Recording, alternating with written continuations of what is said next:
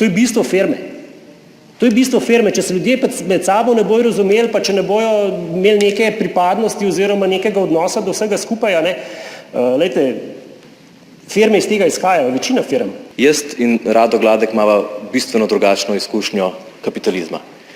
Jaz, ko sem delal v skladišču, po mojem šihtu nisem šel na pivo z šefi, ampak sem se vsak mesec na koncu meseca kregal glede mojih delovnih ur.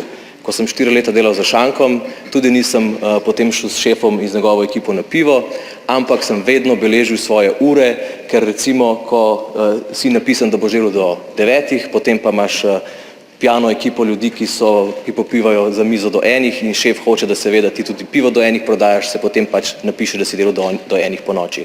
Jaz samo hočem reči, da nekaj je realnost enih ljudi, druga je pa realnost drugih ljudi. V Sloveniji in povsod v Evropi imamo ogromno število služb, ki so vezani na to, da so ljudje prikovani na delovnem mestu. Vse trgovke v trgovinah ne morejo dela nesti domov, delavci, ki delajo v proizvodnji in delavci, ki delajo s strankami, pač si morajo jasno beležiti ure.